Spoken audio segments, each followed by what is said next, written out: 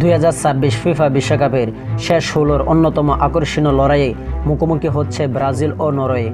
5 বারের বিশ্ব champion Brazil কাগজে কলমে এগিয়ে থাকলেও আর্লি হাল্যান্ডকে নিয়ে আত্মবিশ্বাসী নরওয়ে বড় চমক দেখানোর লক্ষ্য নিয়ে মাঠে নামবে। রাউন্ড অফ 32-এ জাপানকে 2-1 গোলে হারিয়ে শেষ 16-য় নিশ্চিত করেছে ব্রাজিল।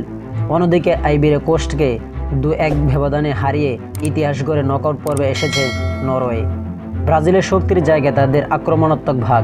ভিনিসিয়াস জুনিয়র, গ্যাব্রিয়েল এদের গতি ও সৃজনশীলতা প্রতিপক্ষের জন্য বড় হুমকি হতে পারে। তবে মিডফিল্ডারের লুকাস পাতেকার চোট ব্রাজিলের জন্য কিছুটা দুশ্চিন্তার কারণ হয়ে দাঁড়িয়েছে। অন্যদিকে নরওয়ের সবচেয়ে বড় ভরসা আর্লি হাল্যান্ড।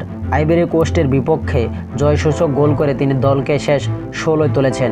তাই ব্রাজিলের রক্ষণভাগকে পুরো ম্যাচ জুড়ে সতর্ক থাকতে হবে। তবু অভিজ্ঞতা, দলগত শক্তি এবং বড় ম্যাচে ধারাবাহিক পারফরম্যান্সের বিচারে ব্রাজিলকে এগিয়ে রাখছেন অধিকাংশ বিশ্লেষক। নরওয়ের লড়াই জমিয়ে তুলতে পারে, তবে ব্রাজিল নিজেদের স্বাভাবিক খেলাটা খেলতে পারলে কোয়ার্টার ফাইনালে ওঠার সম্ভাবনাই বেশি।